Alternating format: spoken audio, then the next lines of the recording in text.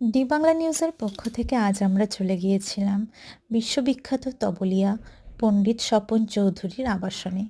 সেখানে গিয়ে নানান রকমের ওনার ছবি দেখলাম, জাকির উস্তাদ জাকির হোসেনের সঙ্গে।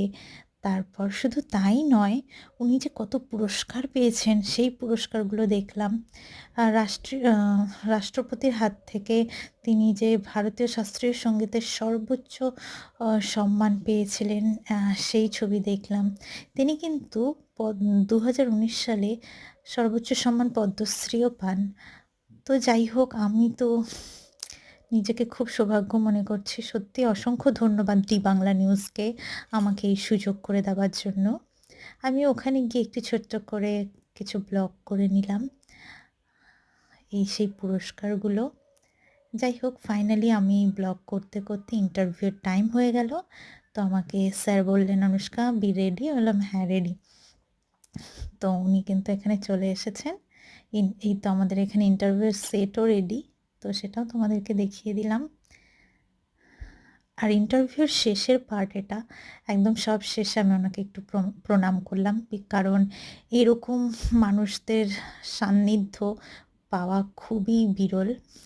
মানে এটা সত্যি লাক ভালো বলেই যেতে পেরেছি। অসংখ্য ধন্যবাদ স্যারকে।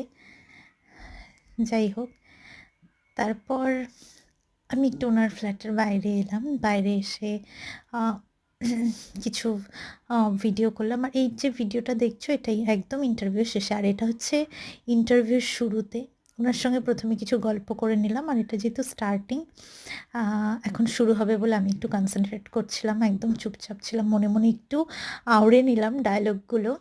স্ক্রিপ্ট ছিল যে শুরুটা কিভাবে বলবো, কিন্তু আমি তোমাদেরকে এখন এটা রিভিল করতে পারবো না। আমি জাস্ট এই ভিউটাই দিলাম। এটা একমাত্র রিভিল হবে ডি বাংলা নিউজের চ্যানেলে। তো তোমরা চোখ রেখো দুর্নিবার বাংলা নিউজে আর সোনারপুর বার্তা নিউজে, এই দুটোতেই কিন্তু টেলিকাস্ট হবে। খুব তাড়াতাড়ি তোমরা দেখতে পারবে ইন্টারভিউটা। Thank you.